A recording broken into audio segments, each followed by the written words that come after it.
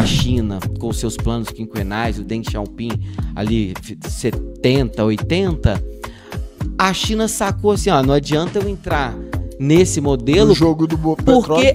Porque eu vou perder. Então, qual que é a alternativa que eu tenho?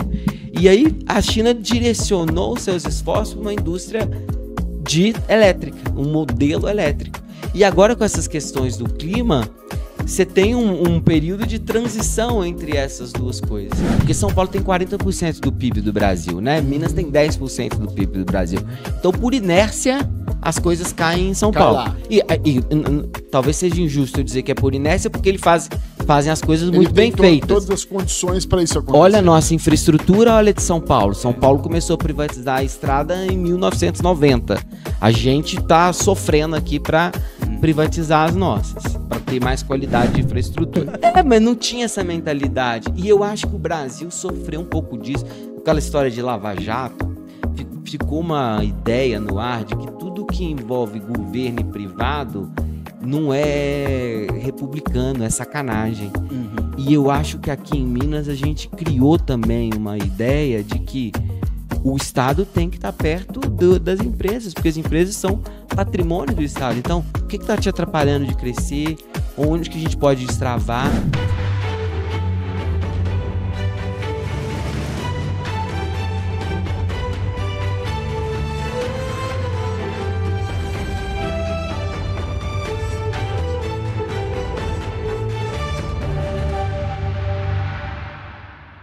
Muito bem-vindo você, parceiro da Fralia, para mais um episódio do nosso Amêndoa de Prosa. Qual que é o número? 13º episódio. 13º, antepenúltimo do ano, faltam 2, esse é o nosso episódio de outubro.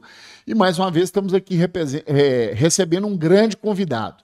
Mas antes da gente partir para apresentar o nosso convidado, vamos apresentar o nosso parceiro do dia, né, Marcos? Isso aí, Espaço do Cliente, se você quer participar, manda para mim um e-mail, me chama no WhatsApp, me chama lá no direct no Instagram e a gente vai conversar para te trazer para cá, para apresentar. E hoje nós estamos aqui, não é com um cliente, é um grupo econômico, hein? Não é só um cliente, é um grupo econômico. Eita!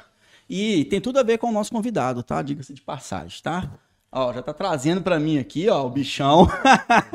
Traz ele para mim aqui. Gente, pessoal da JPAN, é isso. É uma distribuidora food service multimarca, parceiro, que oferece uma linha completa de produtos para panificação, confeitaria, lanchonetes, restaurantes, pizzarias, supermercado e muito mais. É produto pra caramba, mas nem sei com a quantidade de produtos que eles têm no mix. E em 2020 eles criaram a J Plus, certo? Que é uma indústria que faz lá, especializada em produtos para panificação, confeitaria, faz as misturas. E aqui a gente tem na minha mão, aqui tem vários produtos aí que vocês estão vendo aí. Deixa eu passar aqui, que tinha uma coisinha para mostrar. Esses são produtos da J Plus, tá aí na tela. E esse aqui é uma mistura, né? Linha profissional, cake e chocolate. E aqui dentro tem produto da Fralia. Então, esse é o espaço do cliente, mostrando para todo mundo aí como que a Fralia abrange o mercado. Outro dia a gente estava com o que aqui mesmo? Fralia Insight. E a J Plus está precisando, sabe de quê? De distribuidor. Se você no Brasil, qualquer lugar do Brasil, quer os produtos da J Plus aí no seu mix de produtos, entre em contato. Tô deixando um QR Code aqui, tanto para a J Plus quanto para a JPAN. A JPAN é mais para panificação, para padaria, para confeitaria. Quem quiser procurar os produtos deles, é o mesmo QR Code. Então você entra em contato, você que é distribuidor, entra em contato com eles lá. Ó, Vinícius e João Paulo tem tudo a ver com o nosso convidado. Daqui a pouco vocês vão entender. Vocês vão entender por que de JP, J Plus e João Paulo. Certo? Obrigado aí pela parceria, tamo junto, pode contar com a gente. E você quiser fazer com a gente aqui a nossa apresentação aí, tem tudo aí. Tem até uma apresentação deles aqui que eu não coloquei, ela tem um videozinho da JPAN passando aí para vocês. É só chamar que a gente tá aqui de portas abertas, se você é nosso cliente, esse espaço é seu. Muito obrigado, pessoal da JPAN, J Plus, que são clientes muito antigos da Fralia, né? Estão com a gente há muito tempo e é sempre uma honra poder estar com vocês e representá-los aqui. Bom, antes da gente começar também, Varlim, falar um pouquinho, episódio de outubro, tá chegando, gente. Tá chegando o momento.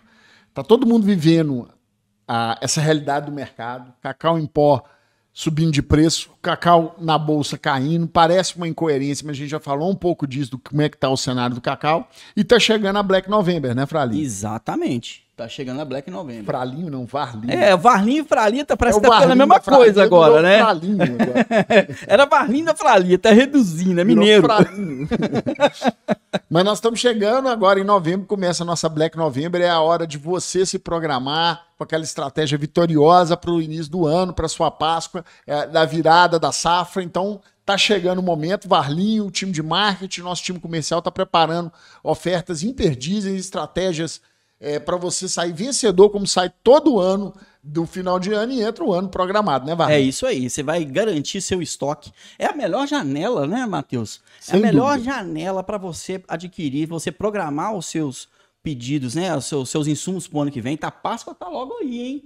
O Natal tá aí, mas a Páscoa tá batendo na porta e falando assim, se você não tiver insumo no seu estoque, meu caro, você não vai entregar. Então, você quer contar com um parceiro que te atende de verdade? Chama a Fralia Cacau Brasil, vai ter QR Code aqui, você entra em contato com a gente. Se você já é nosso cliente, você vai chamar o seu consultor para você passar a sua necessidade e tenho certeza que a gente vai ter o melhor plano. É a melhor janela, não perca. Black November, Fralia Cacau Brasil, é só chegar que a gente tá querendo fazer negócio com você.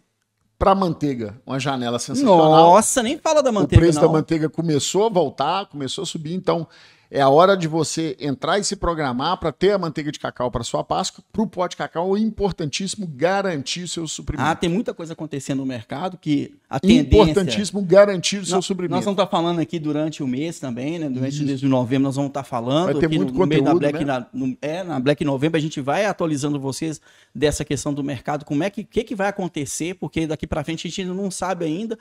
A tendência que a gente vem observando é que o pó de cacau vai subir, a tendência também que já existe um movimento que pode acontecer que a manteiga também suba, então fique atento ao mercado e para você ficar sabendo de tudo, segue a gente nas redes sociais, lá no @Fralia Cacau Brasil, tanto no Instagram, LinkedIn, YouTube, a gente está presente em todas as redes, só ficar junto da gente que você fica por dentro de tudo. Os nossos consultores estão à sua disposição. É isso aí, muito bem. Vamos lá, no episódio de hoje, gente... Mais um JP, né? Mais um JP, que eu já vou apresentar ele aqui agora. A ideia nossa foi pensar e trabalhar um pouquinho sobre o mundo dos investimentos. A gente está vendo essa crise toda do cacau tem atraído muitos olhares, muitas pessoas querendo saber como investir, se planta, se não planta, como é que vai ficar esse cenário.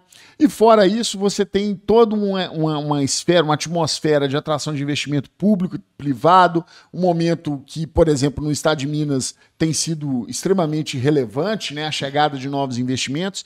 E aí eu trouxe ninguém menos, ninguém mais do que o João Paulo, ex-presidente do Invest Minas, economista pela FMG, com mestrado e especialização pela Universidade da Pensilvânia.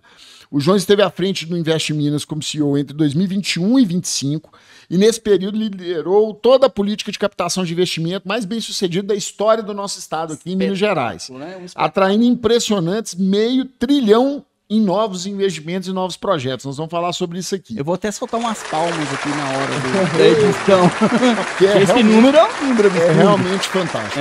O João participou e foi um dos idealizadores do Lithium Valley, que vem transformando o Vale do Jequitinhonha em um polo global de produção de lítio. Negociou a vinda de gigantes como Amazon, Heineken, Mercado Livre, Boticário, para o estado de Minas e impactou positivamente mais de 200 municípios mineiros sob sua gestão. Minas multiplicou por 14 a capacidade de geração de energia solar, conquistando reconhecimento na ONU.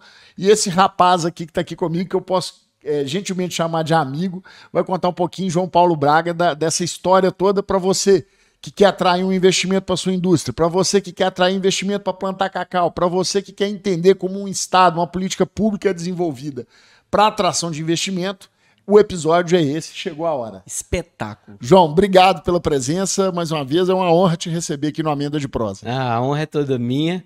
Começar falando do cliente, né? O JP, com esse nome, deve ser o produto de qualidade. Qualidade, né? Meu cara. Ainda tem Fralia lá ainda. Matheus, a honra é toda minha, cara. E eu tenho que começar dizendo da satisfação que eu tenho de conviver com você, pelas coisas grandes que você tem construído. Não só na Fralia, com esse crescimento exponencial que a empresa vem vivendo, mas pelo seu engajamento na Federação das Indústrias, na FIENG Jovem, com a coisa da tecnologia, transformando o ecossistema de cacau em Minas para muito além dos muros da Fralia. Então eu acho que você é uma liderança jovem e referência pra gente aqui em Minas Gerais e no Brasil. Continue. Obrigado. Siga obrigado. firme, para mim Nós estamos só começando. Os dois são jovens e fazendo muita coisa por Minas Gerais, né? Uma alegria enorme ter essa relação, essa amizade com você. Obrigado. Graças a Deus temos muita história para contar. Eu acho que Minas, Warlin, nunca viveu um momento tão rico, tão fértil em negócios e investimentos. Obviamente não fiz isso sozinho, tem toda uma engrenagem que trabalhou por isso, a começar por uma liderança empreendedora do Zema, mas certamente a minha contribuição está lá dada com algumas ações muito estratégicas ali que a gente pode falar um pouco sobre isso. Disse aqui o trem prospera, né? João, mas eu acho que é isso. Vamos começar com você contando um pouquinho da sua trajetória, como é que você acabou chegando no Invest Minas, por onde você passou. O João, gente, ele tem um ponto curioso, como é que eu acabei me aproximando muito do João? O João participou do Eisenhower Fellowship, né? Que é um programa americano de desenvolvimento de lideranças. O Flávio Rosca, que é presidente da FIENG hoje, também já participou. O Thiago Toscano, que é presidente da Itaminas, atualmente também já participou. E eu procurei ele um dia para conversar, querendo saber desse programa. Meu DNA venceu, né? A data de nascimento avançada. E aí eu não pude participar do programa, me inscrever, mas aí conta pra gente um pouquinho da sua trajetória, como é que você chegou no Invest Minas e toda essa trajetória sua. Cara, esse Eisenhower é uma história à parte muito legal e vou dedicar um pouquinho a ela. Eu sou aqui, mas para começar, né? Eu nasci em Belo Horizonte porque em Moeda não tem hospital. Não sei quem conhece, mas Moeda. Então minha mãe Belo Vale ali. Isso, minha família é de lá, meus pais moram lá, mas eu tive que vir em Belo Horizonte porque lá eu não ia nascer, porque não tinha hospital. Aí nasci, logo depois de nascer, meu pai tinha uma Brasília velha na época, eu já estava de volta para Moeda. Mas a maior parte da minha vida eu passei aqui em Belo Horizonte, embora tenha morado em outros lugares, fora do país. Me formei em economia aqui na Universidade Federal de Minas Gerais. Iniciei uma trajetória profissional no próprio governo de Minas, só que aí depois fui estudar nos Estados Unidos, no próprio Estados Unidos, no estado da Pensilvânia. Eu atuei nesse universo, foi minha primeira atuação nesse universo de atração de investimentos, onde eu trabalhei no que seria a Invest Minas da Pensilvânia. Olha. Chamava Escritório de Office of International Business Development, que era atraindo negócios para o estado da Pensilvânia. E depois, como consultor no mercado de gestão, etc. E voltei para o governo no início do governo Zema para Invest Minas. Ainda era Indy, né? Ainda era Indy, inclusive a mudança do nome, né? Fui eu que conduzi. A história curiosa desse Indy é que uma vez eu estava num evento nos Estados Unidos e estava com o meu crachá escrito Indy. Aí me perguntaram se eu era do estado de Indiana. E aquilo ali, falei, não, temos que mudar esse nome urgente, que isso não comunica. Deu um estralo do marketing. Agora, só um parentezinho sobre o Eisenhower que você falou, né? Esse é um programa muito legal. Foi na década de 50, no pós-guerra, quando Eisenhower foi o general que liderou as tropas aliadas na vitória sobre os nazistas na Segunda Guerra Mundial e depois se tornou presidente dos Estados Unidos. E não sei se ele, não me recordo exatamente se ele era o presidente ou se foi logo depois dele deixar o presidente. A gente vivia num cenário de Guerra Fria, onde você tinha que influenciar o mundo entre ir para o capitalismo ou entre ir para o comunismo. Alguns amigos do presidente Eisenhower lançaram a Eisenhower Fellowship, lá no meio dos anos 50, que era um modelo de selecionar jovens promissores de diversos países e levá-los para os Estados Unidos para desenvolver um projeto que seja do interesse profissional desses respectivos jovens, e ficavam lá no início até 3 meses nos Estados Unidos, visitando diferentes lugares, comungando dos valores, da cultura, das ideias americanas. E esse programa ele é vigente desde então. Então, todo ano seleciona-se uma turma aí de 20, 30 Global Fellows, né? Fellows globais de alto potencial que vão para os Estados Unidos e passam lá um tempo desenvolvendo suas ideias. Aqui em Minas a gente tem figuras muito conhecidas, como você mencionou, E eu tive a oportunidade de, em 2022, ser o selecionado brasileiro e fui fazer um projeto que é a Rota da Descarbonização, que é como que você, nessa onda de transição energética, consegue desenhar um modelo de promoção de investimentos voltado a investimentos verdes. E fiz e a coisa está acontecendo, porque esse programa, inclusive, foi recentemente premiado pela WIPA. O WIPA é as organizações mundiais de agências de promoção de investimento, como a Invest Minas, como a Invest São Paulo, como uma iniciativa vencedora de atração de investimento verde. Nós vamos falar sobre isso. Todo o arcabouço de investimento que está chegando em Minas Gerais está vindo muito com esse carimbo, né, de descarbonização, de o aço verde, a mineração verde. Então, realmente é uma tese que está se provando vencedora, né, João? E eu acho que é para o Brasil, né? É mais do que Minas. E o país e o Estado tem que se saber inserir no contexto daquele tempo e levar vantagem sobre ele, né? Vamos falar um pouquinho de geopolítica, assim, se me permite. Claro, fica à vontade, a casa é sua. Aqui o papo é esse mesmo. Não, porque a gente está cansado de ver, né? Nós já estamos aí perto dos 40. Eu já passei. E daqui a pouco vai falar de fax aqui perto de mim de novo. Eu ia falar em fax, eu tenho um negócio pra te falar depois, tá? Sobre fax, tá? Tá bom. Eu li um livro recentemente, chama Novo Mapa, New Map, de um professor de Cambridge, né? E ele estava resgatando que os conflitos geopolíticos do século XX estavam muito centrados no petróleo.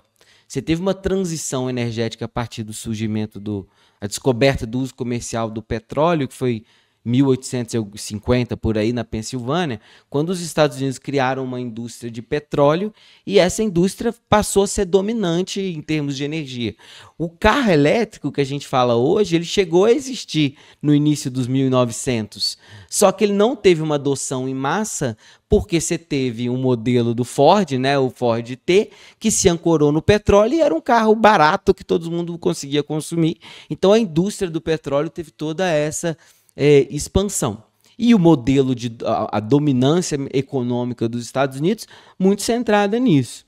Quando a gente tem a China com seus planos quinquenais, o Deng Xiaoping ali 70, 80, a China sacou assim, não adianta eu entrar nesse modelo no jogo do petróleo, porque eu vou perder. Então, qual que é a alternativa que eu tenho? E aí a China direcionou seus esforços para uma indústria elétrica, um modelo elétrico. E agora com essas questões do clima, você tem um período de transição entre essas duas coisas. Então a importância geopolítica que o petróleo sempre teve, continua tendo, e que você teve crise do petróleo, guerra no Oriente Médio, que está sempre em torno do petróleo, a questão da Rússia com a Europa na guerra da Ucrânia por causa de gás natural. Então o petróleo no centro disso tudo. Agora a gente vê um movimento interessante que é a mudança do eixo, porque a gente está vendo as discussões de guerra comercial em torno de minerais críticos, porque dentro desse novo padrão de desenvolvimento e de base energética para o carro ou para outras coisas, a bateria está ocupando um espaço que tradicionalmente é do petróleo. Então, o olhar não é mais só para o petróleo, é olhar para os minerais críticos e etc. E o que isso tem a ver com a sua fala, né? O Brasil está cheio disso. Está cheio disso. As terras raras. Lítio, terras raras e por aí vai. E aí, pegando o gancho, João, assim, se assumiu o Invest Minas logo no início do governo Zema. Eu entrei como diretor em 19. O presidente era o Thiago Toscano, que você até mencionou aí, hoje presidente da Itaminas, e virei CEO em 21, em abril de 2021. E qual que era a ambição? Assim, o Estado estava numa situação extremamente complicada. Qual que foi a missão que vocês receberam? Cara, você sabe que a discussão que tinha lá em 19, quando o Novo assumiu o governo, e isso quem me diz são os próprios dirigentes do Novo, era de acabar com o INDE à época. Vamos fechar esse negócio, não serve para nada, não gera nada. E a missão que foi dada era até de... Vamos avaliar o que se dá para fechar isso. Só que um Estado que estava quebrado e você precisa tampar um buraco de déficit mesmo, né? Você tem que cortar gasto, mas você precisa gerar receita. Como é que você gera receita em governo? Você não vai aumentar imposto, senão você vai quebrar empresas e vai Em vez de ganhar receita, você perde receita. Você tem que trazer negócios novos. Então, na época, a gente incorporou essa mentalidade. E incorporou, é óbvio que para você trazer investimentos, isso depende de muita coisa, né? Mas olhando ali o cercadinho nosso da agência, criando uma equipe e uma estratégia vencedora. Ajuda muito a posição de governador ser ocupada por alguém que já viveu as dores do empresário. De quem quer investir. Né? O Zema fala que ele já teve que ficar com galpão parado, empresa parada, porque engavetou o projeto dele dentro de um órgão burocrático do Estado. Então o cara já sentiu essa dor. É diferente de um funcionário público, e aí tem pessoas excelentes dentro do governo, mas a dor do cara não é de ter que pagar a fatura no final do mês, e se ele não pagar, e se ele não vender, ele pode não conseguir pagar, o empregado pode ter que demitir. Ele não vive isso. Ele vive a realidade de que, olha, meu salário vai cair na conta no final do mês. Então, esse senso de urgência, ele não é a realidade. E quando a gente assume, embora a Invest seja uma instituição de muita tradição, muito antiga, estava com o moral meio caído, sabe? Eu lembro que da primeira reunião que a gente teve, um cara lá, o Lucas, levantou e falou, mas a gente vai poder visitar a empresa? Aí a gente ficou assim, pô, mas você não tá aqui? Como não, né? Mas não tinha essa mentalidade. E eu acho que o Brasil sofreu um pouco disso. Aquela história de Lava Jato, ficou uma ideia no ar de que tudo que envolve governo e privado não é republicano, é sacanagem. Uhum. E eu acho que aqui em Minas a gente criou também uma ideia de que o Estado tem que estar perto das empresas, porque as empresas são patrimônio do Estado. Então, o que está te atrapalhando de crescer? Onde que a gente pode destravar? E aí, junto com isso, a gente traz gente boa para o time, gente jovem. Se olhar o perfil das pessoas que a gente contratou, tudo, porque o salário de governo não é muito bom. Então, uma galera ali na faixa dos seus 25, com apetite de crescer e tal. E criamos uma máquina de atrair investimentos reconhecida aí no mundo todo. Pois é, $500 bilhão de reais, né? É um número assim que é impressionante. Onde que está a chave do sucesso eu acho que dos estados brasileiros, talvez só São Paulo atraiu mais nesse período. Proporcionalmente, eu arrisco dizer que a gente... porque São Paulo tem 40% do PIB do Brasil, né? Minas tem 10% do PIB do Brasil.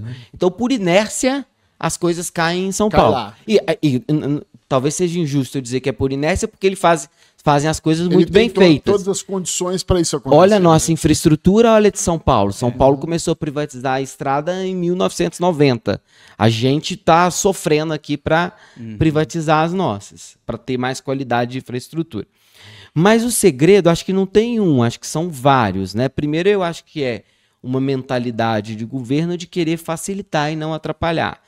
Segundo, é a gente criar uma equipe dentro da Invest com olhar de negócio. Não é trivial.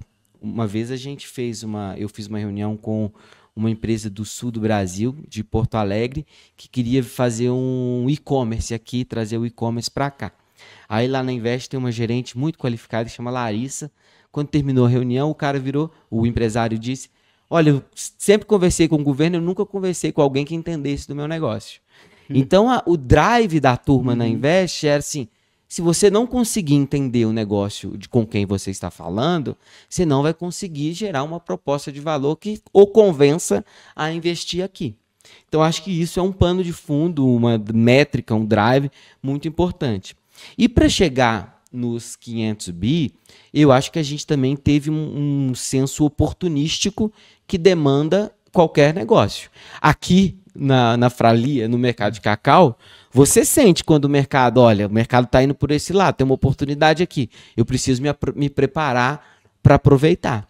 Então, ao longo do tempo, a gente teve múltiplas ondas que, às vezes, cresce, desce de setores que eram predominantes naquela atração de investimento. E acaba refletindo um pouco vocação também do que está implantado no Estado, o que tem de instrumento, né, de ferramental e por aí vai. E de realidade regional, né? Porque você tem um Estado muito diferente entre si. Então, o que funciona no Triângulo não é o que funciona no Norte de Minas. Então, a gente é um departamento comercial. O produto que eu vendo é Minas Gerais. Só que esse produto ele tem várias linhas, porque tem várias regiões diferentes. A gente fala que Minas Gerais é um Brasil todo dentro do Brasil. Dentro dele. E eu acho que a gente foi muito oportunista, no sentido bom da palavra, de saber ler os movimentos. Quando bateu a pandemia, que todo mundo falava, ferrou. O que vai acontecer agora? A gente foi. O que mais cresceu na pandemia? E-commerce. Nós fomos lá, trouxemos grandes projetos da Amazon, grandes projetos do Mercado Livre. Extrema bombou, já tinha ali uma semente plantada, mas o crescimento de galpões em Extrema, em Betim, em Pouso Alegre se acentuou. Para vocês terem ideia, o faturamento do e-commerce de Minas em relação ao Brasil é quase 30%.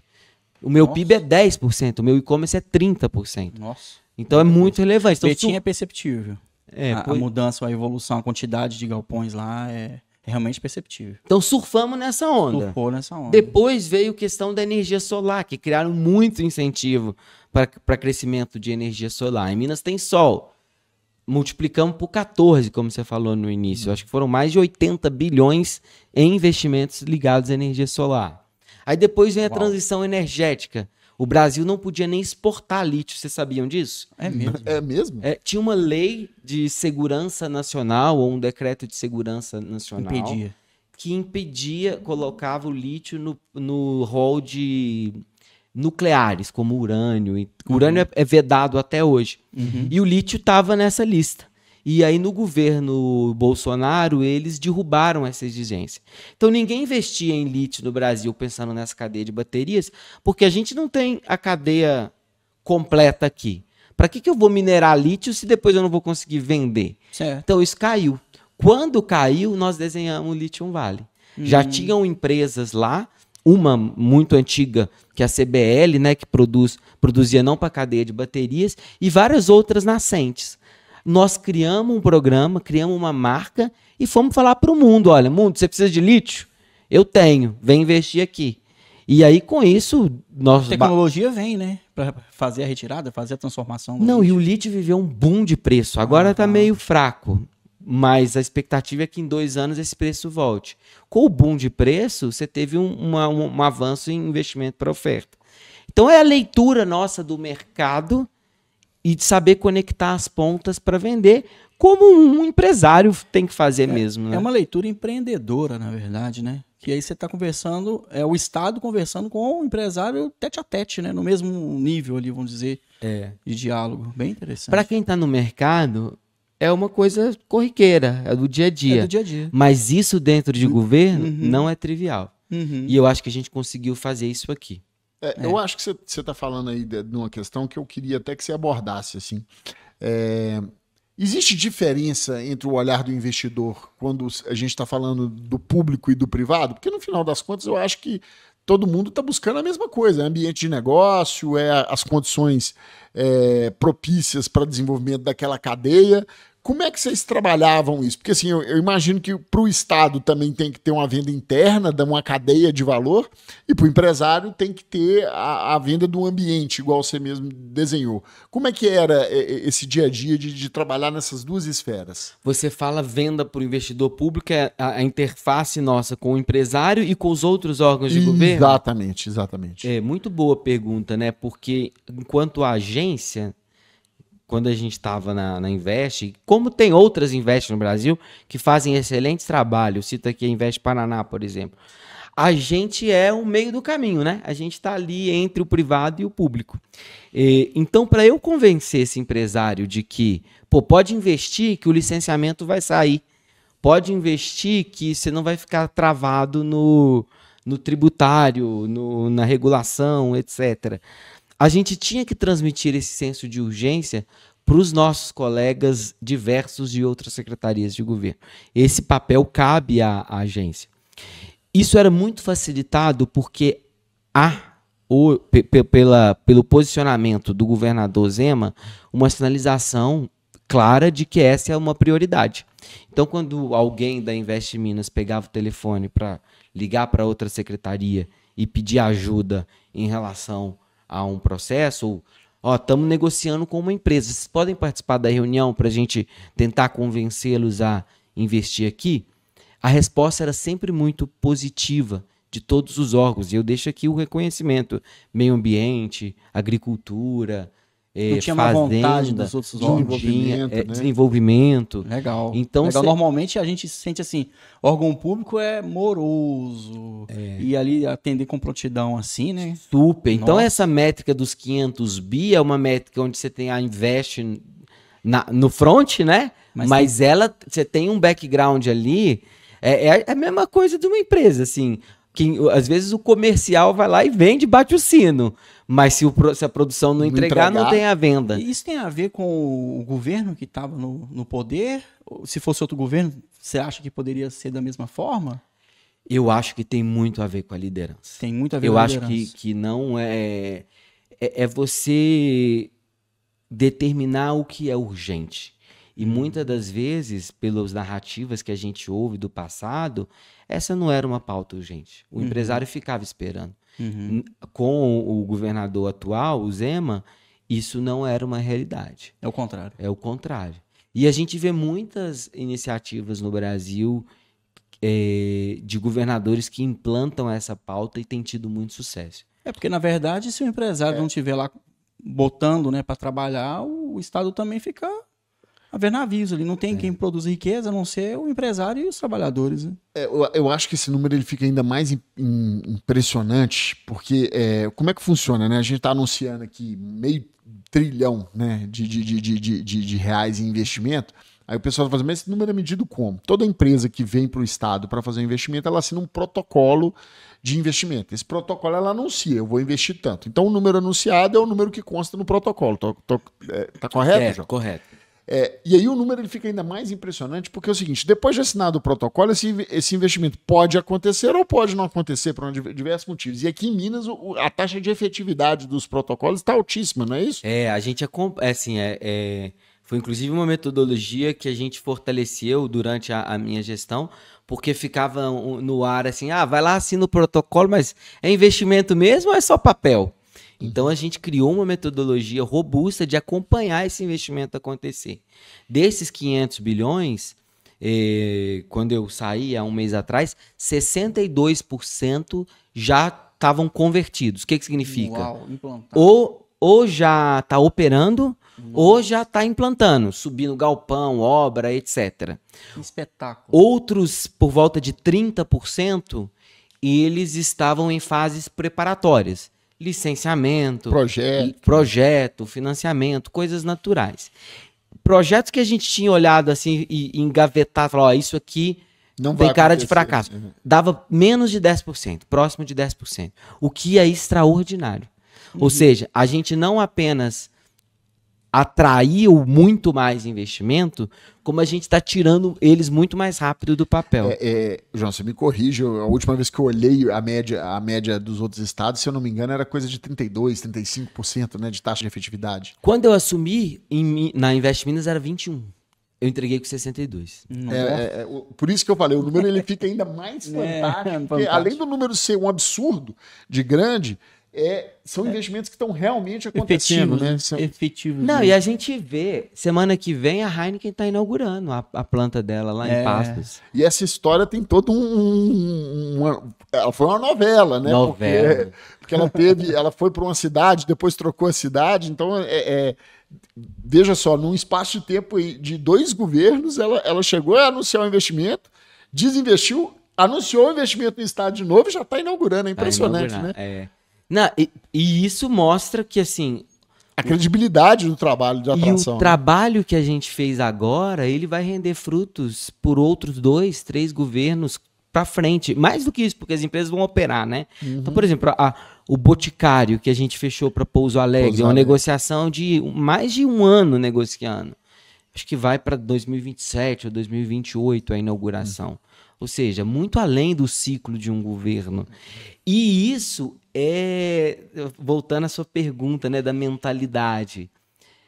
A política é muito perversa em relação ao ciclo político, porque o governante, ele quer capitalizar para ele, né?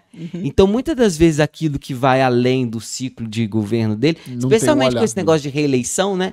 O cara quer a propaganda porque precisa do voto, isso é negligenciado. O trabalho de atração de investimento, não. Um projeto como o da Heineken foram 2 anos de negociação. E as prospecções que a turma faz? Porque você, no comercial aí, às vezes você tem que bater em 10 portas para uma abrir e você fechar um contrato. E a mesma coisa nessa lógica de atração de investimento. Então você tem que ter a blindagem adequada e a maturidade de saber, olha, isso é estratégico. Então isso tem que ser... É diferente, por exemplo, da educação, porque se falta uma merenda na escola... Amanhã tem um furdunço de reclamação, e corretamente, né? Agora, ninguém faz um protesto porque, não atraiu empresa. Porque eles nunca tiveram aquela empresa. Entendeu? Não existe um sentimento de falta, né? Aliás, ele é sempre indireto e não percebido. Não tenho emprego, não tenho economia, não está pujante, mas no final das contas depende de investimento. Né? Agora, João, me conta aqui, o que Minas Gerais tinha de tão atraente para esses meio tri vir para cá? Quais foram os pontos assim que ajudaram vocês aqui no estado a atrair esses investimentos? Acho que não tem como responder essa pergunta sem a gente fazer uma distinção entre as regiões de Minas, porque cada uma delas oferece coisas muito diferentes. É o mix. Tem que falar do mix primeiro. Essa semana eu estava em Salvador. Eu fui na Exposibran. E aí a Exposibran é uma exposição do setor de mineração, e mineração está no nome de Minas. Começamos com ouro, diamante, depois você tem a era dos minérios de ferro, agora a gente vive a era dos minerais críticos. Né? Então você tem aqui, na região de Poços de Caldas, para pegar um exemplo, é uma caldeira vulcânica. Essa caldeira vulcânica, ela tem ela é preenchida com argila iônica. Essa argila é um barro mesmo, uma terra. Quando você filtra essa argila, ela tem uma riqueza enorme de elementos de terras raras. E terras raras é o que o mundo discute. As terras raras vão para fazer o motor elétrico, para fazer a turbina eólica. Isso costuma acontecer em praia. Algumas praias têm a areia ionizada. Exatamente. Monazita. Monazita. Isso, areia monazítica. Areia monazítica. A terra raras, ela pode estar na argila, ela pode estar na areia ou ela pode estar em rocha mesmo, como granito. A extração da argila é a mais fácil dela. Que interessante. Porque você faz um processo de lixiviação, é como se você lavasse a argila e extraísse a partir dali os elementos que vão produzir os óxidos de terras raras. Olha. Esses óxidos, o principal deles, a combinação de neodímio para zeodímio, eles vão para aplicação em motor de carro elétrico, em turbina eólica. E isso tem uma demanda crescente do mundo todo e, ao mesmo tempo, uma concentração extraordinária da China. A China domina 90% da produção dos ímãs. Olha. Na mineração, 60%. Do processo químico, 85%. Então, por que a gente atraiu o investimento de empresas australianas na casa de bilhão para Poços de Caldas? Porque ali você tem uma riqueza mineral. E não é só a riqueza mineral, porque mineração é muito regulado. Então você tem licenciamento complexo, etc. Então você tem que encontrar uma jurisdição que seja segura. Porque ninguém vai pôr dinheiro em algo que depois não vai ser licenciado, você vai travar seu capital, etc. Então acho que é a combinação dessas duas coisas. Vamos pegar o agro, né? Já que você... eu já ia falar. Vai mudar o mix aí. Vamos mudar o mix. Não, vamos falar do agronegócio, cara. O Brasil. Agronegócio e agroindústria, né? Que conectam as duas coisas. Múltiplas teses ligadas ao agro, né? Primeiro, você tem uma possibilidade e que a gente colheu frutos disso, né? Expansão natural de fronteira agrícola. Regiões que antes não produziam e passam a se tornar produtoras. O noroeste de Minas para produção de grãos, à medida que você avança com agricultura irrigada, pivô central. Porque antes os caras não conseguiam, porque você tinha um gap de energia. Que não, se o cara ligasse um ferro elétrico, ele não conseguia, a chave caía, né?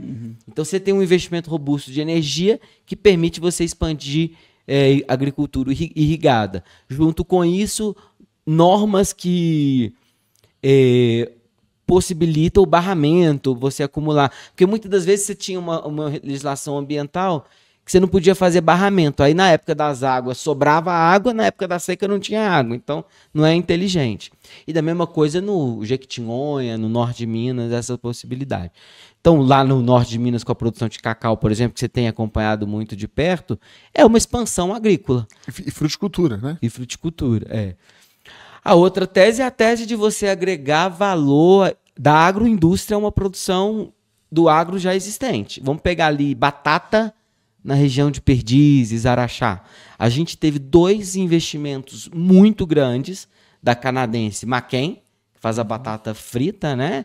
E a da Bem Brasil, que é uma empresa mineira, do seu João Roqueto, que o cara não só agrega valor na indústria, mas como ele volta para o campo para melhorar o produto que ele processa na indústria, você deve vivenciar isso aqui com o seu cacau também, você tem que melhorar a genética, o manejo no campo. Então, você aumenta a produtividade no campo. Então, isso aplicado à agroindústria. De laticínio, assim, são N casos.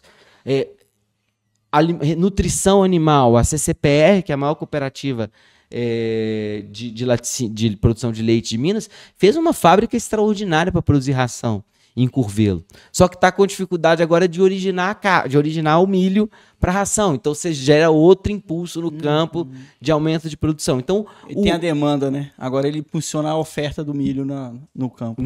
Produtos premium. Olha o que aconteceu com o café, o preço do café. Nossa. E quando que você captura valor a partir de um produto que seja de melhor qualidade. Então eu acho que são múltiplas teses no agro que a gente esse do café é interessante. Antes de a gente entrar, a gente estava façando um café na cozinha, falando sobre café gourmet, como é que faz o café, não sei o quê. 5, 10 anos atrás, nem isso. A gente não falaria disso. Esse mercado nem existia. Nem existia. Hoje a gente está fazendo café gourmet aqui na cozinha. Eu acho que, João, assim, acabou ficando o Lithium Valley como uma grande marca, né, do trabalho de vocês. Mas você acabou de falar uma palavrinha aí que eu gosto muito, que é a das teses, né? Desenvolver as cadeias produtivas, né? E o Cacau que está com esse trabalho todo aqui em Minas Gerais, o que você acha que a gente pode aprender, por exemplo, com o Lithium Valley no desenvolvimento dessas cadeias? Onde você acha que a gente deve perseguir esse desenvolvimento?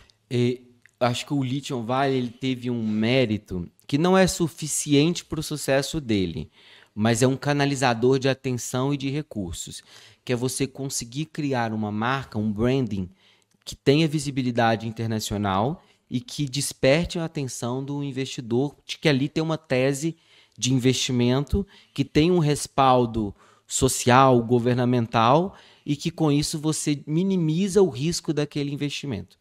Eu acho que para o cacau e para outros produtos ligados ao agro, até vinculo a sua pergunta à questão anterior. Os hábitos têm mudado, né? A gente tem experimentado uma gourmetização de certos mercados. Eu vejo isso no café, eu vejo isso no vinho. E se a gente olhar... Você já me falou isso. Qual que é o volume de consumo de chocolate no Brasil? No Brasil são 3,4 kg per capita por ano. E em mercados mais desenvolvidos? Na Alemanha, que é o principal país que come mais chocolate per capita, é 9,2 kg. Pois é. Então a Argentina, do nosso lado, consome 4 quilos. 5 que pouquinho. 5,200. Ela consome, assim, se a gente comparar com o Brasil, ela está do tamanho de São Paulo. Ela equivale à região sudeste. O consumo da região sudeste per capita é igual ao da Argentina, mais ou menos isso. Mas aí na hora que você expande o Brasil todo, né, esse consumo per capita cai. Mas assim, ainda é 1/3 da Alemanha, por exemplo. Né? Ou seja, é um espaço gigantesco de crescimento, né? Ou seja, tem espaço para você ampliar a oferta, especialmente pelas restrições de produção que os outros lugares estão enfrentando, né? Nós mineiros às vezes não somos muito bons em marketar as coisas, né? De vender. Mas da mesma forma que você criou o Lithium Valley, você pode criar uma tese de que o norte de Minas, o Jaíba, é a nova fronteira de produção de cacau. E a partir daí estruturar não só tese, né? Mas estruturar projetos que vão ser com bankability, né, que sejam financiáveis, trazer operadores, trazer donos de terra, fazer essas conexões. Isso é um legado, né, que plantamos a sementinha lá na Invest e que eu acho que o mercado pode se apropriar disso, inclusive influenciando as políticas públicas. O que atrapalha, o que são as barreiras para o crescimento da produção de cacau em Minas? A gente tem, por exemplo, o secretário de Agricultura, que é um cara extraordinário, que é o Thales, e que está comprado com essa ideia, né? E eu acho que, sobre a ótica do mercado, acho que tem a coisa da comunicação, e eu acho que você está fazendo isso, entre parênteses aqui, você está fazendo isso, é um líder extraordinário nessa pauta. Criar as conexões adequadas para aquilo ali ter um olhar, despertar a atenção, o olhar do dinheiro de quem financia e de quem opera. Eu acho que isso é válido para outras coisas também, para citricultura, por exemplo, eu acho que é aplicável. E no caso da citricultura ainda tem um ponto que é dramático, que a pesquisa e a inovação em Minas e em São Paulo estão trabalhando muito em cima disso, porque a citricultura está sofrendo um ataque de uma praga, que é o greening. Para quem não conhece, greening acho que é um fungo que mata a planta da laranja e ela contamina o solo. Então, o que está tendo que acontecer? O Brasil está procurando nova fronteira para a laranja, porque onde foi contaminado com greening, abraço, não vai dar mais. Né? Rapaz, eu plantei uns mexerica lá em Moeda. É terra de mexerica, Moeda. Deu ruim, tivemos que cortar tudo, porque... Você falou uma frase aí, no conselho que você estava dando para o Matheus, o que fazer, você falou, tem que dizer que Minas Gerais, as novas fronteiras do cacau. A gente usou exatamente essa frase no backdrop que nós fizemos no Plante Cacau de 2023, Matheus. Foi... 23 ou 23? 24, não. Acho que o Plante Cacau 24. foi 24, 25 não teve, 26... É isso, 24. É isso 24. Tem o Plante Cacau lá em Janaúba, lá no Projeto Jaíba. Nós fomos lá apoiar e nós levamos um banner, né, um backdrop, e estava escrito Afralia na vanguarda das novas fronteiras produtivas de cacau do Brasil, acho que de Minas, né, que a gente tinha colocado, agora eu não me recordo exatamente, mas exatamente que eu fiquei orgulhoso de Matheus. Fiquei orgulhoso porque a gente fez certinho. Do jeito que a gente consegue, né? A gente não tem as verbas multinacionais, não, mas a gente vai fazendo. Não, mas eu acho que é importante, não é... A verba é importante, sim, claro, que você faz a atuação lá no local. Mas eu acho assim, só da gente tá falando, a gente fala disso todo dia. Toda vez que a gente tem oportunidade, o Matheus até me xinga que todo podcast eu falo do Projeto Jaíba. Mas é um projeto tão espetacular que a gente tem que falar dele sempre. Para quê? Para que venham investimentos. Eu quero que outros façam investimento. Se eu puder fazer investimento, eu quero fazer. Mas que é tão maravilhoso que atrai. Só da gente falar, ele atrai. As pessoas se movem pela ambição, pelo sonho, né? Quando a gente foi lá na Nasdaq e lançou o Lithium Valley globalmente, estava cheio de investidor internacional. Nossa. Metemos lá na Times Square, no telão, Lithium Valley, Minas Gerais. Aquilo ali gerou uma corrida por direitos minerários na região, não só para lítio, mas grafite e outras coisas. E os investimentos começaram a chegar. Ou seja, assim... Marketar sozinho é suficiente para a chave virar? Não, não é. Precisa do projeto. E se você faz um marketing em cima de um lugar onde você não consegue licenciar, onde você não dá a resposta... É igual você fazer propaganda de um produto que é ruim. Você vai mais atrapalhar do que ajudar, né? Mas eu acho que essa mobilização de ideias, ela é super importante. Eu acho que vocês têm feito isso... muito bem, e eu acho que tem muito espaço até para potencializar. É o que nós queremos. E aí, João, assim, a gente falou muito aqui do que atrai um investidor, né? Óbvio que tem várias condições aqui, e entre elas, todos esses investimentos que nós estamos falando, principalmente de investimento de indústria, ele é sempre de médio e longo prazo, né? Então, o investidor ele precisa de um certo nível de segurança. E aí a gente tem críticas enormes, e aí não é uma questão de governo, é uma questão que o país tem que resolver ainda sobre questão de segurança jurídica no nosso país. Mas, de repente, teve uma situação que aconteceu recentemente que mudou a conversa toda, porque a insegurança já não era jurídica dentro do Brasil, ela virou uma insegurança jurídica de trading global com essas tarifas americanas. E aí? E com essa história? Como é que fica o cenário de investimento? Você fala em relação especialmente ao mercado americano, sim, né? Assim, perfeito. Mas acaba que o que os Estados Unidos fazem influencia a dinâmica do mundo todo, né? Eu tenho visto muito um discurso de precisamos diversificar, buscar outros mercados. Eu acho isso um erro retumbante, porque as tarifas, o mandato do Trump termina em 4 anos. E mesmo que essas tarifas continuem, você não pode abrir mão de um mercado do tamanho dos Estados Unidos, sabe? Então, eu estava conversando com o Breno é um amigo da Inter aduaneira, tem uma experiência enorme. Eu acho que o movimento correto de quem exporta para os Estados Unidos e que foi afetado pelas tarifas é muito mais você estudar maneiras onde você consiga ter competitividade num cenário de tarifas do que você direcionar seu esforço para diversificar negligenciando o mercado americano. Porque o mercado americano vai continuar relevante. Se você negligenciá-lo, especialmente se você já tem uma base de clientes estabelecida, vai vir alguém de outro lugar, vai ocupar aquele espaço e você não vai voltar. É mais ou menos você levantar da cadeira que você está sentado no ônibus na Praça 7 e querer voltar e sentar nela. Não vai sentar mais. Né? Não vai sentar nunca, assim. Então, e o mercado de cacau está com a sobretaxa, né? Assim como o café. Tá sim. Tem um cenário, a gente já falou dele, mas eu acho que vale a pena repetir, né? O mercado brasileiro do cacau, ele é um mercado onde a gente consome muito mais pó de cacau do que manteiga de cacau. E não tem jeito de fazer um sem fazer o outro. Quando você vai fazer o processamento da amêndoa, ali em torno de 60% é massa de cacau e em torno de mais ou menos 40% já eliminado o desperdício, né? Estou falando do que é produtivo, 60% vai virar massa e 40% vai virar manteiga. E o nosso mercado ele é um mercado de pós de cacau.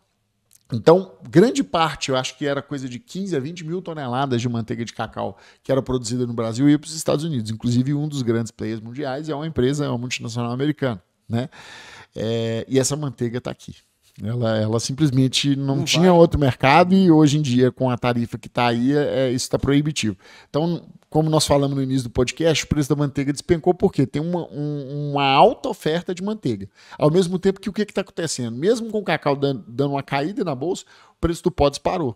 Porque como a indústria não quer processar, não quer prensar mais cacau para não subir os estoques de manteiga, o produto ficou escasso. Né? Então, você tem um produto sobrando, um semi-processado sobrando e o outro faltando. E né? é cacau. E é cacau, e é tudo cacau. E se acontecer dessa tarifa retroagir? Se o Trump falar assim, não, agora nós vamos aqui... Aliás, eu acho que a pergunta é outra. Com esse movimento mais recente de aproximação, o que você espera? E aí é palpite mesmo, tá? Obviamente não é informação. Você acha que essa tarifa vai acabar caindo ou sendo renegociada dentro de um cenário, por exemplo, minerais críticos a gente sabe que é uma pauta que está lá, o café a gente sabe que os Estados Unidos não têm facilidade de suprir o café que saía aqui do Brasil para lá, tão simples assim, né?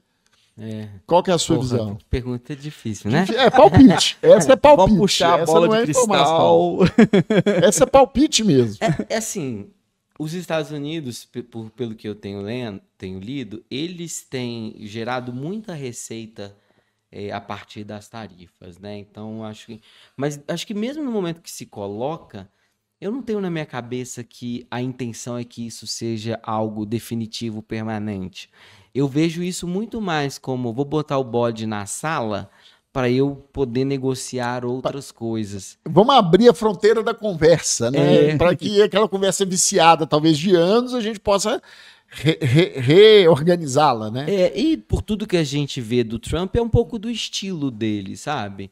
Então, assim, meu palpite é que isso, no médio prazo, vai descer para padrões razoáveis. E eu acho que as empresas brasileiras podem estudar outras maneiras de acessar o mercado americano. Até, se me permite, vou até fazer uma propaganda aqui Fica à vontade. Mandar um abraço pro Breno e pro Eric da Inter. A gente teve uma conversa forte nesse sentido. É uma empresa que atua nos Estados Unidos há muito tempo. Se chegar cliente aí, fui eu que indiquei, viu? Pode indicar. Liga lá para soltar um cupom aqui. Mas você tem maneiras, por exemplo, de você fazer transferência internacional logística, né? Que minimiza o seu valor e... Enfim, eu acho que esse movimento... Já é fato conhecido que parte da carne do Brasil que ir para os Estados Unidos já está saindo via Paraguai, Uruguai e outros países. Né? Agora, eu acho que o que não se deve fazer é vou abrir mão do mercado americano, vou buscar, porque é a cadeira do ônibus cheio, 6 horas da tarde, na Praça 7. Ô, João, a gente já falou aqui de investimento, de atração de investimento para o agro, a gente já falou de atração de investimento na mineração. E como é que você vê o cenário da tecnologia? Como é que o Brasil está sendo olhado para esse cenário de tecnologia? A inteligência artificial está vindo aí, a gente viu grandes data centers sendo anunciados agora no estado de Minas Gerais. Como é que o Brasil está sendo olhado lá de fora para esse cenário? A questão o Brasil tem a oferecer muito a questão da energia, né? A energia renovável e barata para a instalação de data center. Isso é uma baita vantagem competitiva. Por outro lado, os impostos de importação que se tem sobre as... Como é que chama? Alguma coisa não é CPU. O produto que a NVIDIA faz lá para... Chips, né? Os processadores de data center. São impeditivos para você ter... Inclusive tinha a discussão de que o governo ia baixar o imposto de importação e acabou não baixando. Então é um pouco assim um trade-off, né? De assim, a gente tem tudo, mas tem uma bola de canhão amarrada no pé que não deixa a gente voar, né? Ô, João, assim, agora, voltando até um pouquinho pro agro, eu sempre digo isso, já disse aqui no podcast algumas vezes, assim, eu entendo que o Brasil vai ser a fazenda do mundo, né? Se a gente pegar os outros 3 grandes competidores globais do Brasil, assim, maiores produtores do agro no mundo, que são Estados Unidos, China e Índia, né? China e Índia não conseguem produzir para eles próprios. Metade do mundo está lá. Os Estados Unidos tem uma pauta de exportação no agro importante, mas também é um mercado consumidor gigantesco. Então, o grande exportador é o Brasil, né? Nessa pauta que consegue se suprir aqui dentro e ainda exportar. Diante desse cenário, assim, a gente viu assim, a disparada dos minerais críticos como uma oportunidade, a questão toda da energia também e descarbonização é uma pauta que está trazendo muita coisa para o Brasil. O agro já é tradicional nosso, mas o que a gente pode fazer mais no agro para tornar isso ainda mais interessante? E aí, obviamente, se você conseguir trazer isso para o mundo do cacau, fica ainda melhor, né? Boa reflexão. A gente tem, em termos de produtividade da porteira para dentro, um cenário que eu acho que ninguém no mundo tem, né? A produtividade do agro, nosso diferente da indústria, é fantástico. E juntando com a sua lógica da tecnologia da pergunta anterior, né? Desenvolvimento genético, e agora cada vez com IA, agricultura de precisão,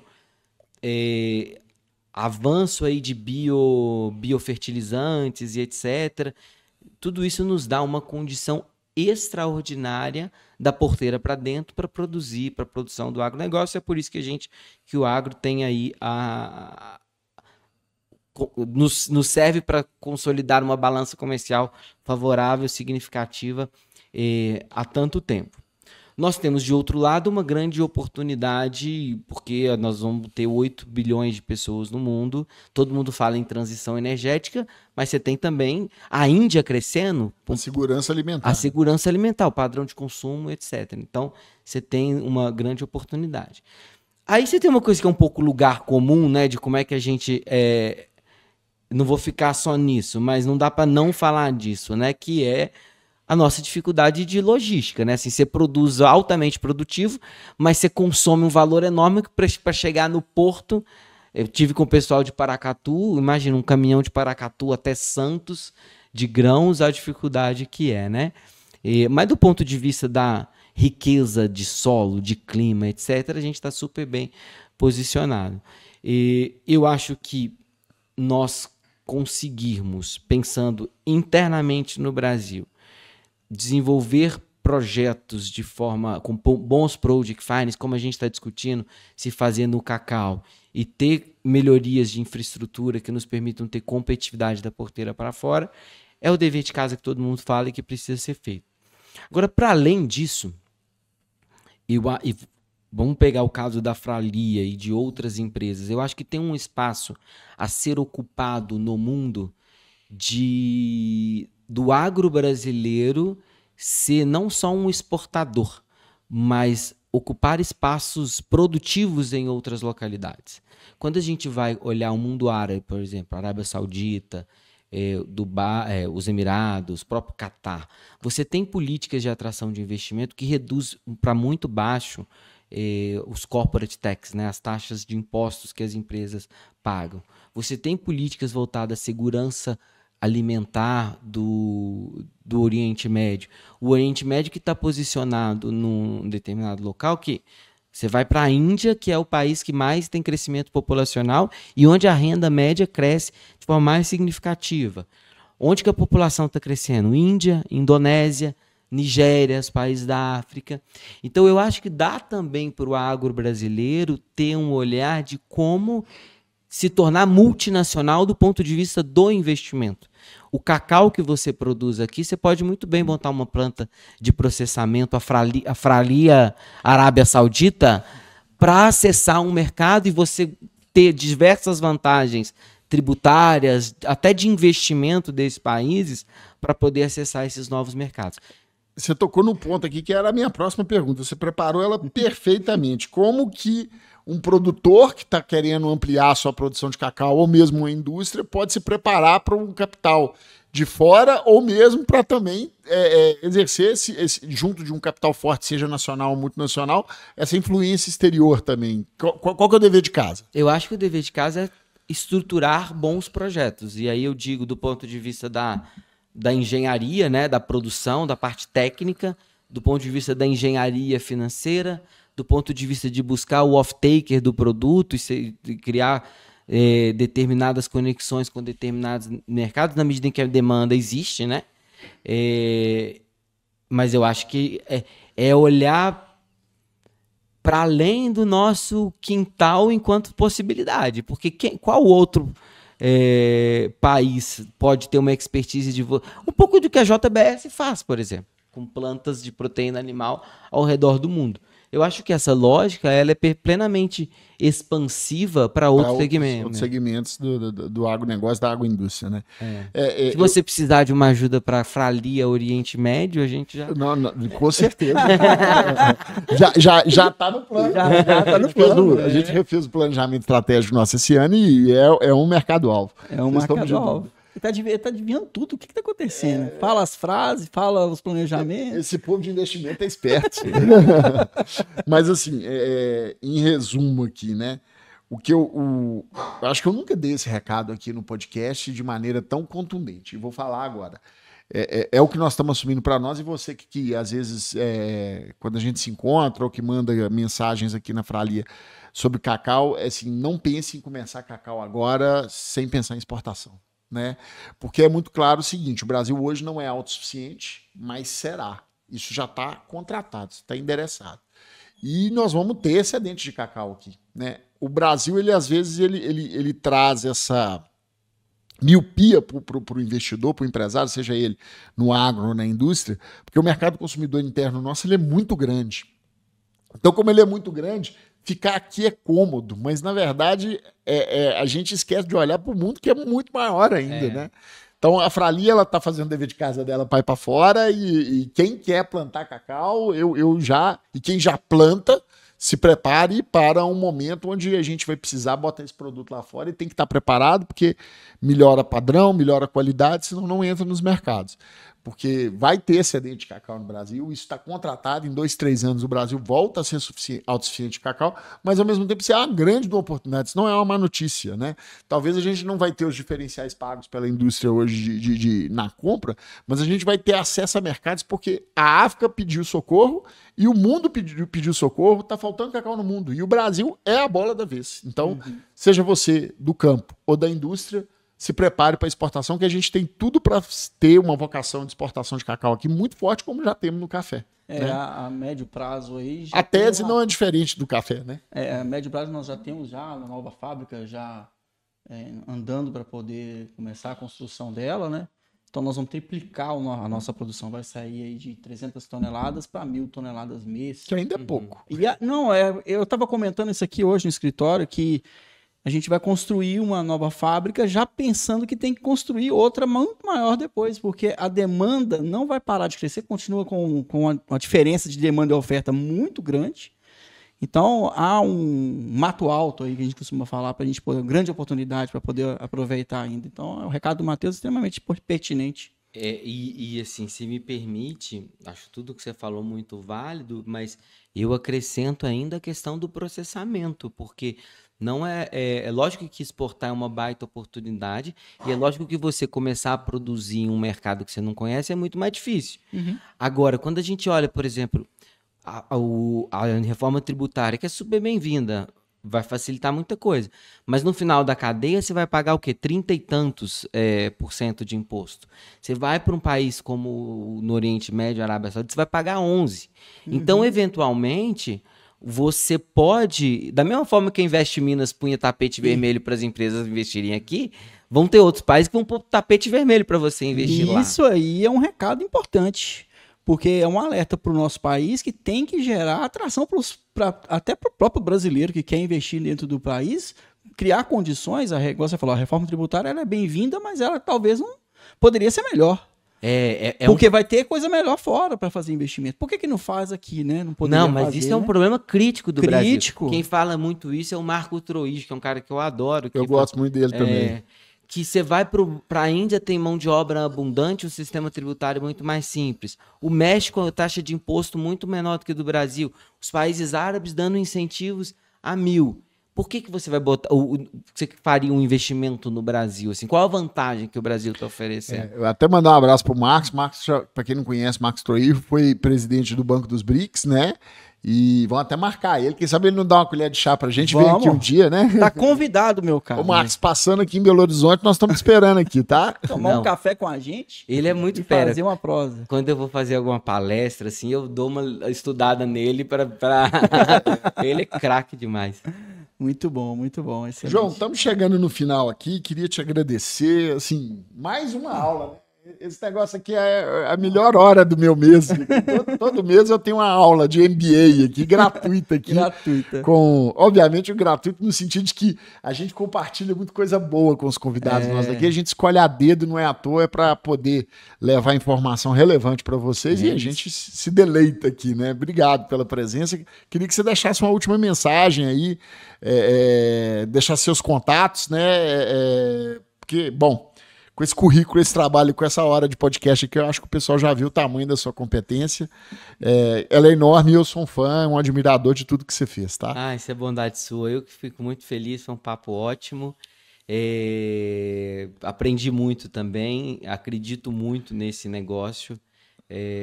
Consumi muita informação de você nesse período, né? E que as pessoas acreditem também, que se engajem. Eu acho que tem dinheiro na mesa aí para esse mercado. Muito dinheiro. E desejar sucesso para vocês. Como é que deixa o contato? Eu falo mesmo ou vocês vão botar aqui? Pode falar que a gente legenda depois. Você fala, não, deixa um QR Code. Eu levanto o QR Code aqui agora e o pessoal vai entrar em contato com você. O meu e-mail é jopbragas@gmail.com. jopbragas@gmail.com. Beleza. Depois eu vou anotar direitinho e colocar na descrição. Aí põe a rede social dele. Tudo. Não, vai tudo. LinkedIn, eu faço esse trabalho direitinho, coloco tudo anotadinho lá. E quem quiser entrar em contato é só chamar ele. E agora eu vou mandar um recado para um outro João Paulo, que assim, eu peguei no pacote aqui pra gente fazer a apresentação de vocês no início do podcast. E tá um cheiro delicioso de chocolate aqui. Você não tem ideia, João Paulo. O pessoal da J Plus lá, nós estamos fazendo um excelente trabalho, viu? Porque o produto tá com um cheiro, um aroma aqui espetacular. Tá, eu não sei se vocês sentiram, o pessoal da produção aí também. Tô sentindo. Tá um cheiro aqui que tá dando até vontade de comer um chocolate aqui, viu? Muito bom. Obrigado mais uma vez, pessoal da JPAN. Marlin, recados finais. Bom, recado para você, JPAN, J Plus, você precisa de food service aí, um mix espetacular. No Brasil todo você vai encontrar. Tem o QR Code subindo aqui para você entrar em contato com eles. Você que é distribuidor, quer material lá da J Plus, falei certo, a JPAN é a distribuidora e a J Plus é a indústria que está fazendo. Me dá o pacote de novo aí, Matheus, que vale a pena demais mostrar. E eu vou aproveitar e vou cheirar ele aqui. Cara, tá um realmente muito cheiroso. Ó, esse aqui, igual eu já falei, é um cake de chocolate, é a mistura, só você joga lá, joga o ovo, não sei mais o que tem que colocar aqui. O ovo, hein? Coloca aqui, piada interna, viu, gente? e você faz seu produto aí na sua padaria, na sua panificação aí. É espetacular. E produto Fralia para você. Mais um recadinho rapidinho. Black November, não se esqueça. Você precisa se programar pro ano que vem. Quem já tem experiência com a gente, hein? E podia falar do Fralia Escudo, hein? Porque, puxa vida, olha só, já são 2 anos de Black November, sucesso sempre. Absoluto. Sucesso absoluto. A gente já teve prova social aqui de pessoas que falaram assim, não tinha cacau. Não tinha, acabou. Quem me salvou foi a programação de pedidos e foi exatamente na Black November. Então, diante de tantas oscilações, incertezas, é com a Fralia que você precisa contar. Você é da indústria, você produz, precisa do nosso cacau, entre em contato, vai ter um QR Code aqui, você vai fazer seu orçamento, vai experimentar os nossos produtos, tá? Você vai receber a amostra aí e dando tudo certo, eu tenho certeza que a melhor parceria que você vai fazer na sua vida é com a Fralia Cacau Brasil. E para você que já é nosso cliente, nossa casa está aberta, os braços estão abertos para você negociar sua nova programação de pedidos. Se você ainda não negociou, porque ela está sendo anunciada aí pelos consultores, mas se você ainda não fez, ainda está assim balançado, agora é a hora, é a janela, a melhor oportunidade do ano para você fazer sua programação de pedidos aqui na Fralia Cacau Brasil. Ô, Arlinho, eu vou aproveitar o momento que a gente está encerrando para passar um recado. Eu ia até gravar esse vídeo algum dia com você, mas vou aproveitar para fazer agora. Aproveita que eu faço o corte. Né? Bom, como eu disse, o mercado brasileiro é um mercado de pós de cacau. A gente está nesse momento com todo esse cenário que eu já desenhei para vocês aqui. E a Fralia trabalha com programação de pedidos há muito tempo. O pessoal sabe do compromisso e da segurança que a gente sempre coloca nisso. E no final de setembro para o início de outubro, a gente teve problemas sérios de logística de parte dessa matéria-prima que a gente origina de fora. Porque, como o mercado brasileiro é de pó, às vezes eu trago um semi-processado para balancear, para não ter que produzir também tanta manteiga e tal. E a gente teve atrasos no porto que a gente identificou muito antes, fez todo um planejamento. Quem tinha pedido programado com a gente aqui teve uma proximidade maior dos nossos consultores para a gente poder avisar. Sim. E, felizmente, todos os alertas e avisos que a gente deu, eles acabaram sendo só um excesso de precaução. A gente conseguiu cumprir todas as entregas nas datas sem problema. E eu vou além. A gente chegou a investir 4 vezes o custo nosso de logística normal, que são a logística do mar, para trazer algumas cargas via rodoviária para não quebrar esse compromisso com vocês. Então vocês podem ter certeza do seguinte: a palavra da Fralia ela vale muito porque ela é uma palavra de pessoas, não é uma palavra de uma marca. E a gente está chamando vocês para Black November por uma preocupação genuína de que você tenha suprimento e que a gente consiga te atender com esse mesmo carinho que a gente e compromisso que a gente sempre atende. Então, obrigado para quem continua confiando na gente. A gente pecou, talvez pecou não, a gente tem esse excesso de zelo de comunicar a vocês, para vocês poderem planejar a produção de vocês. No final deu tudo certo. Mas mais do que isso, né? Essa confiança não se quebra e a gente trabalha com muita seriedade para manter ela de pé. Tá? Essa é a cultura da Fralia, né, Matheus? É assim que a gente constrói. É assim que a gente constrói, é assim que a gente desenvolve. É uma evolução o tempo inteiro, a gente fica impressionado. Nós que trabalhamos aqui, a gente fica impressionado com essa evolução e com essa seriedade de trabalhar aqui no dia a dia. Então você precisa de um parceiro. Eu também não falo de brincadeira, eu falo de verdade que se eu fosse cliente, eu confiaria plenamente na Fralia, porque tem uma estrutura, você vai ter sua estrutura logística com a entrega integrada no Brasil todo, você vai ter Aí acabou, eu vou ficar o resto do podcast agora falando, né, Matheus? Produto padronizado. Soltou a corrente da bicicleta, gente. Produto padronizado, que você não vai ter problema com o nosso produto. Então, assim, vem conversar com a gente, a Fralia está aqui para te atender e te receber como um parceiro, tá? Estamos chegando ao fim de mais um Amêndoa de Prosa, agradeço demais a sua companhia. Esse ano